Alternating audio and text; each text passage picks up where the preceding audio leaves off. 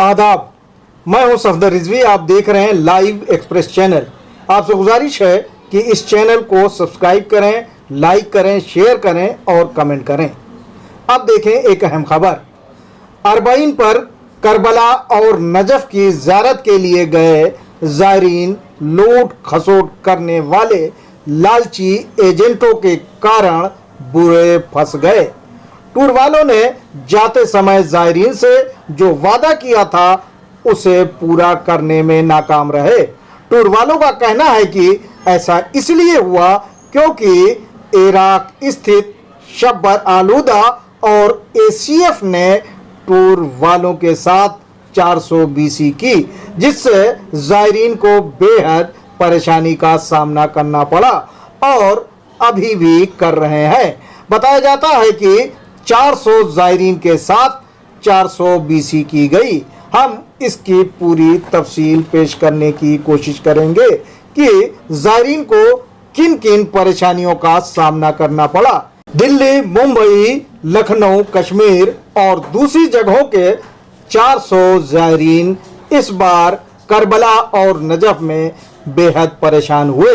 उन्हें ना तो रहने के लिए सही जगह मिली और ना ही खाने के लिए ग़िज़ा। उन्हें ज़ियारत करने में भी बहुत दिक्कतें पेश आई। कई टूर वालों को शब्बर आलूदा और एसीएफ के कारण दिल्ली और मुंबई में कई दिन तक फ्लाइट का इंतज़ार करना पड़ा और इसका खर्चा उन्हें अपनी जेब से भरना पड़ा। इसे लेकर ज़ायरीन, टूर ऑपरेटर और पैकेज देने वाले शब्बर आलूदा से सख्त नाराज है। इनमें झड़पें भी हुई हैं और मारपीट की खबरें भी सामने आ रही हैं। ये भी बताया जाता है कि इस मामले में पुलिस को भी दखल देना पड़ा। कई लोगों ने दिल्ली में विदेश मंत्रालय से संपर्क कर गड़बड़ी करने वालों के खिलाफ कार्रवाई करने की मांग की है। देश के विभिन्न हिस्सों से ज़ायरीन को करबला ले जाने वाले टूर ऑपरेटर लीपापोती करने में लगे हुए हैं ताकि भविष्य में उनकी दुकानें बंद ना हो, लेकिन वे नाम नहीं बताने की शर्त पर बोलते हैं कि शब्बर आलूदा ने बदमाशी की है क्योंकि उन्होंने शब्बर आलूदा को पैसे दिए हैं। शब्बर आलूदा ने हरम के पास रिहाइश देने, खाना देने, सीधी फ्लाइट देने और ज़ियारत कराने का पैकेज दिया था, लेकिन ना तो हरम के पास रिहाइश दी गई और ना ही ज़ायरीनों को खाने की उचित व्यवस्था। रिहाइश काफी दूर और तंग दी गई। इसी तरह फ्लाइट के जरिए इराक से ईरान भेजने का पैसा लिया गया था, लेकिन उन्हें बस से भेजा जा रहा है, जबकि बहुत से ज़ायरीन 20 घंटे बस में बैठकर सफ़र करने की हालत में नहीं है क्योंकि वे बुजुर्ग हैं और कई को डिस्क की बीमारी है। बताया जाता है कि शब्बर आलूदा ने अपने भाई अली भाई कल्याणी, जो एसीएफ टूर कंपनी चलाते हैं, उनसे टिकट का पैकेज लिया था, लेकिन एसीएफ ने भी बेईमानी की। बहुत से ज़ायरीन को वहां की फ्लाइट का टिकट नहीं दिया गया जहां से वे आए थे, बल्कि उन्हें अहमदाबाद और दूसरी जगहों का टिकट दिया गया, जिससे ज़ायरीन को बेहद परेशानी हो रही है। एसीएफ कंपनी के मालिक अली भाई कल्याणी पहले भी ज़ायरीनों के साथ इस तरह की हरकत कर चुके हैं। बताया जाता है कि एक काफिला बकरीद से पहले ईरान इराक की ज़ियारत के लिए गया था और जब वो काफिला ईरान पहुंचा तो उनके ज़ायरीन को टिकट में काफ़ी दिक्कत आई और उन्हें बकरीद से पहले इंडिया पहुंचना था, लेकिन उन्हें बकरीद तक ईरान में रुकना पड़ा। इस मामले में बताया जाता है कि अली भाई कल्याणी ने 420 की। काफिला दिल्ली से आया था और वापसी में दिल्ली की फ्लाइट से आना था, लेकिन एसीएफ ने उन ज़ायरीन को जयपुर का टिकट दिया, जिससे उन्हें बेहद परेशानी हुई थी क्योंकि उस काफिले में ज़्यादातर लोग लखनऊ के थे। शब्बर आलूदा और उनके सहयोगियों के कारण मौजूदा समय में ज़ायरीन को अभी भी दिक्कत आ रही है।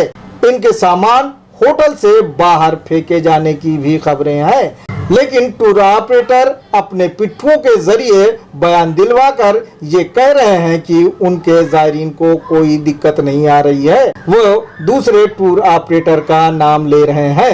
कुछ जायरीन इराक से सीधे लौट आएंगे, जबकि ढेरों जायरीन ईरान और सीरिया भी जाएंगे, वहां के धार्मिक स्थलों की ज़ियारत करेंगे।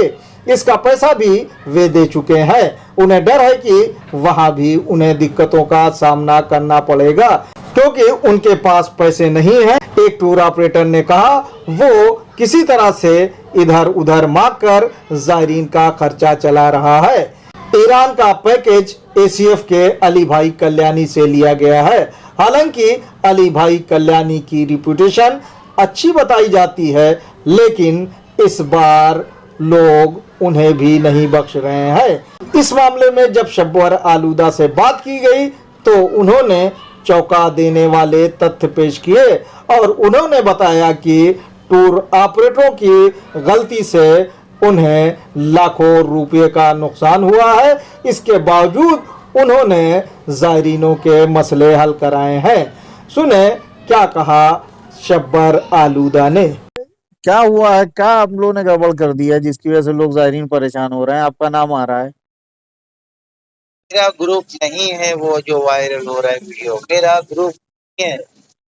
ग्रुप नहीं है? आपने तो पैकेज दिए है ना। जो मैंने दिया था मेरे पैसेंजर के पैसे और वो कश्मीर के थे, का मैंने मसला उनके साथ साथ बाकी सबका भी मसला हल करके दे दिया। शॉर्ट में एक चीज है, जो एक शॉर्ट में चीज बताता हूँ मैं। ठीक है, बिल्कुल बिल्कुल। तो जो वीडियो आपने अगर देखे होंगे जी।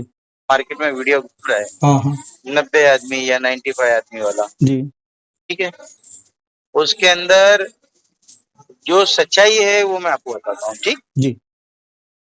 सबसे पहले यहाँ पर एक करबला में एक बंदा पाकिस्तानी है जिसने वो होटल बुक किया था, राइट। उसका नाम है सर अफजल। अफजल, जी जी जी, ठीक ठीक, अफजल ही है, मेरे पास है रिपोर्ट। जी जी उसका नाम है, पाकिस्तानी है वो जी।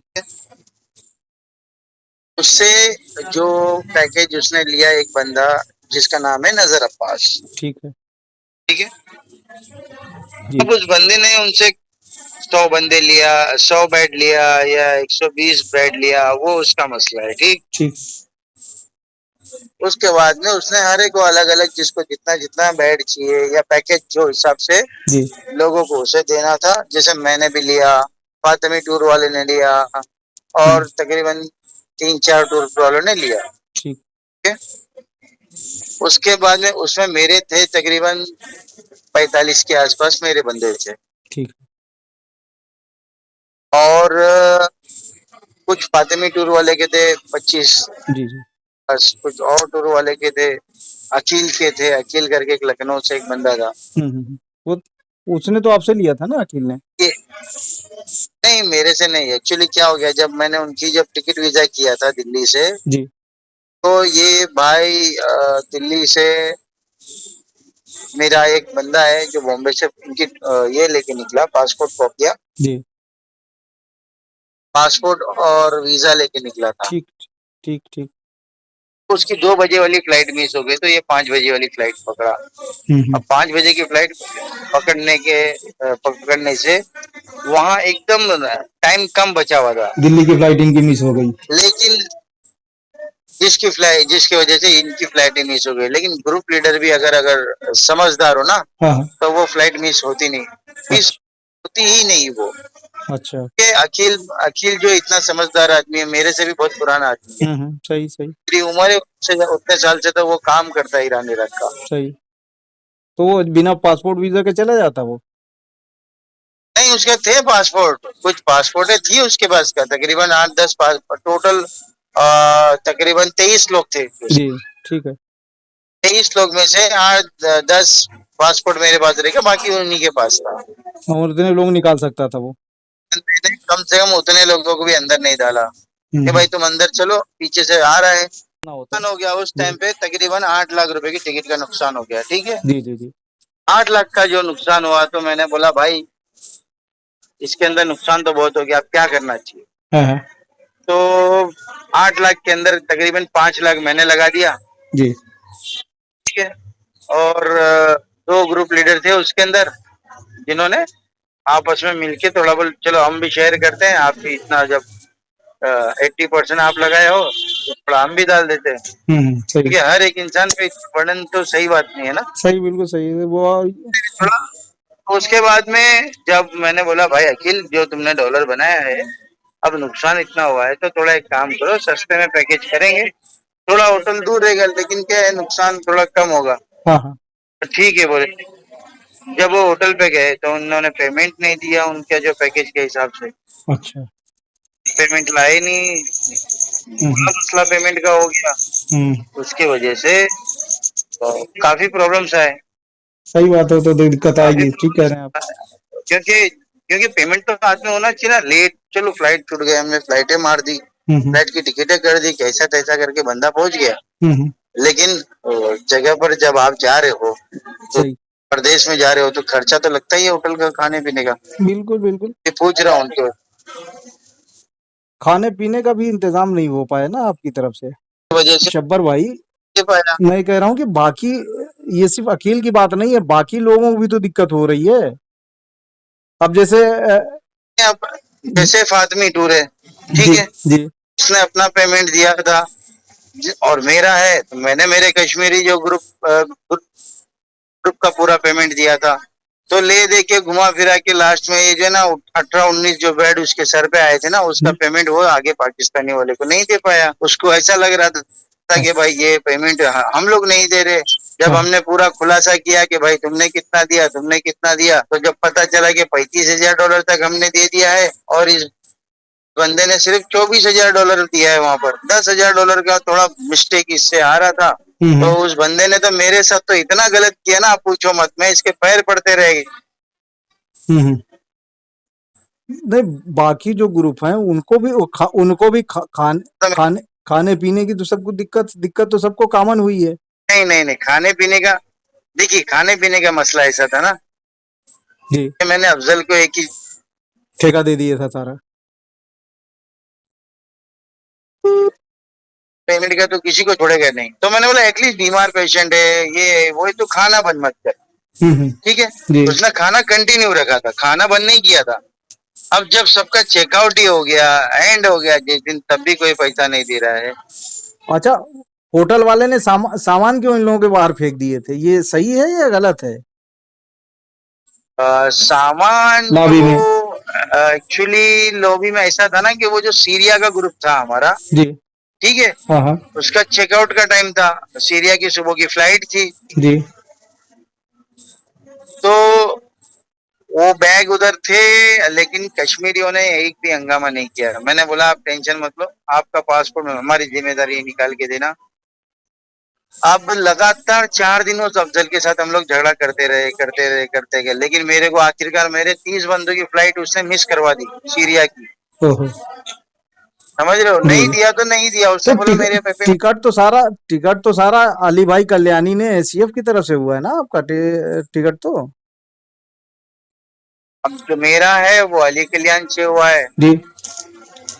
बाकी उनका काम सिर्फ टिकट वीजा का है, बाकी पैकेज वैकेज से क्या लेना देना। पैकेज भी देते हैं, इस पैकेज भी देते हैं, पहले भी पैकेज देते हैं, पैकेज देते हैं वो, लेकिन उनका पैकेज थोड़ा महंगा और स्टैंडर्ड होता है जी। हर किसी को अफोर्ड करना उनके साथ भी दिक्कत हुई है। पिछली बार बकरीद में एक काफिला आया था, वो बकरीद से पहले उसको लखनऊ जाना था दिल्ली का, उसको दिल्ली का टिकट भी नहीं दिया, अहमदाबाद वो जयपुर भेजा, और वो बकरीद भी वहीं रुक के उसको रुकना पड़ा काफिले को पूरे, जो है घर लेट पहुंचा कई दिन। नहीं पता। नहीं, मैं बता रहा हूँ, तो उनके साथ भी इस तरह की दिक्कतें हुई हैं लोगों को। आज हमने तो अल्लाह का शुक्र है कि यहाँ पर इस साल तो ऐसी कयामत छाई है ना। एक ग्रुप है मुमरा के जो हादी भाई है जी। अल नजफ टूर, हाँ। उसका तो यहाँ एक पाकिस्तान ने तकरीबन $60,000 खा गया। अच्छा। जो बंदा बेचारा जेल में है। अच्छा, आदि ये भी आपको पता नहीं, अभी भी जेल में है वो बेचारा, मुहर्रम दौड़ी के अंदर झगड़े में। फिर अच्छा, अरे किसी का $60,000। तो ये ऐसा ऐसा हुआ क्यों इस बार इतना ज्यादा? पता है तो सही, वो जो ग्रुप लीडर था ना, उसके मिस कैलकुलेशन, जो पेड एक्स्ट्रा दे दिया उसने। अच्छा, दूसरे दूसरे की वो मिस हुई फिर? अब वो बंदा अरविंद में भी ध्यान नहीं दे पाया कि मैंने किसको कितने बेट दिया, तो अच्छा। उसके गले में बेचारे कितने सारे बेट। अच्छा, ये शब्बर भाई मैं मुख्तसर कर रहा हूँ कि अभी जो जिन लोगों को फ्लाइट के जरिए एंड तो नहीं, एंड तो आपने सुना ही नहीं। हाँ बोलिए, आप जब हमने बताइए। हाथ जोड़ के रिक्वेस्ट करके बोला कि भाई पासपोर्ट दे दो, पासपोर्ट दे दो, तो उसने तो माना नहीं। लास्ट में सब ग्रुप लीडर जो थे, उन्होंने क्या किया कि हर पासपोर्ट पे $60 देकर अपना अपना पासपोर्ट 2 दिन पहले लिया, और जी। सब अपने अपने ग्रुप लीडर, जैसे मैंने मेरे पैसेंजर के ले लिया, हाँ हाँ। उसने उसके ले लिया, अखिल ने उसके ले लिया, अल फातमी वाले ने उसके ले लिया, फिर सब अपनी अपनी जगह पे निकल गए। सही। अब यहाँ पर तकरीबन मेरा 30 बंदे, मतलब $400 के हिसाब से एक $12,000 मेरा यहाँ पे नुकसान हो गया अफजल की वजह से, क्योंकि उनकी सीरिया की फ्लाइट मिस हो गई। अब सीरिया की फ्लाइट मिस होने की वजह से अब दिन कम रह गए। 21 तारीख को इनको इंडिया जाना है वापस। जी जी। तो अभी इंटर सेक्टर हमने जो तय किया था कि 8 तारीख की सुबह में इनकी फ्लाइट होगी, नजफ से दमस्कस, दमस्कस से तेहरान। अब वो फ्लाइट तो भाई ने मिस करवा दिया, यानी कि टोटल लॉस। जी। अब मैंने बोला टाइम बहुत कम बचा है, सीरिया मत जाओ। करो। अभी ये जो चार्टर जो लगी है ना, जितनी भी, जी। 17-18 तारीख तक फुल है यहाँ नजफ से। सही। मैंने बोला एक काम करो, न ईरान जाने में फ्लाइट है, न इराक से ईरान जाने में जितनी फ्लाइट है महंगी है कि पूछो मत। क्योंकि ऑलरेडी 12,000 लॉस हो गया यहाँ पर, तो बैठे बैठे किसी से कोई जवाब तो देने वाला नहीं है। क्योंकि वो तो ग्रुप लीडर की गलती है, मेरी गलती है, मेरी गलती है नहीं, खामियाना हमको ही भरना है जी। अब ऐसा हो गया कि भाई एक काम करो, टाइम बहुत कम बचा है, आप एक काम करें, यहाँ से पहले ईरान कर लो। अब फ्लाइटों के चक्कर में हम जाएंगे कि ईरान से इराक हम फ्लाइट में ही जाएंगे, इराक से ईरान फ्लाइट में ही जाएंगे, तो वो इतनी टिकटें महंगी है ना कि कुछ हद से बाहर की महंगी है। तो समझा, एक काम करो आप ईरान कर लो, ईरान से मैं आपको भेजूंगा सीरिया। अच्छा, ईरान बस से चले जाओ, आप निकल जाओ इंडिया। बस से ईरान भेज रहे हैं, टाइम ही नहीं बचा ना। हाँ सही है, टाइम ही नहीं बचा, फ्लाइट ही नहीं है तो क्या करेंगे हमको। अब हमको, मेरे ग्रुप वाले लोग ने सबने बोला शब्बर भाई हमको किसी भी तरह आप पहुंचा दो ईरान, कुछ भी हो जैसे भी हो, बस हमको जियारत करना है और हमारा टाइम बहुत कम है। तो मैंने अच्छा सा ऑप्शन निकाल के इनको एक सलाह मशवरा करने के बाद में ये डिसीजन लिया कि भाई चलो बाय रोड ही निकल जाता है, क्योंकि फ्लाइट के चक्कर में बैठे रहेंगे तो हमारे दिन भी कम होते जाएंगे और कुछ हासिल होने वाला नहीं। तो ईरान ऐसा है ना कि जब यहाँ से जो है ना, वो इराक से सीरिया जा रहे थे, सीरिया से ईरान आ रहे थे। अब उल्टा हो गया कि भाई मशहद से रिटर्न इनका इंडिया था, अब ये भी टिकट मेरी उड़ जाएगी से इंडिया आने की। ये तो अब सीरिया जा रहे हैं, सीरिया जाएंगे तो वीजा डबल एंट्री होनी चाहिए, अपनी तो जरूरत ही नहीं थी डबल एंट्री की, तो सिंगल एंट्री मारे थे। तब मैंने इनको बोला कि एक काम करो भाई, तुम यहाँ से ईरान जाओ, ईरान खत्म करो, ईरान से सीरिया जाओ, सीरिया से सीधा इंडिया वाया बेरूत। अच्छा। तो सबने बोला ठीक है जब्बर भाई। तो आज वो लोग पहुंच गए ईरान। जी। ये कितने लोग फंसे हुए थे ना इनके पास, जो पाकिस्तान के पास पासपोर्ट। ये कितने लोग रहे होंगे? एक 5 मिनट दीजिए, 5 मिनट दीजिए। ठीक है। बहरहाल विदेश मंत्रालय को इस बाबत चिट्ठी लिख दी गई है। मंत्रालय को गड़बड़ी करने वालों के खिलाफ सख्त कार्रवाई करना चाहिए और ज़ायरीनों के साथ जिन टूर ऑपरेटर और पैकेज देने वालों ने 420 की है, उनके संचालन पर बैन लगा देना चाहिए। ऐसी खबरें आ रही हैं कि बहुत से ज़ायरीनों के पासपोर्ट होटल वालों ने और पैकेज देने वालों ने अपने पास रखे हुए हैं और उनसे भारी रकम की मांग कर रहे हैं। आपसे गुजारिश है कि इस चैनल को सब्सक्राइब करें, लाइक करें, शेयर करें और कमेंट करें।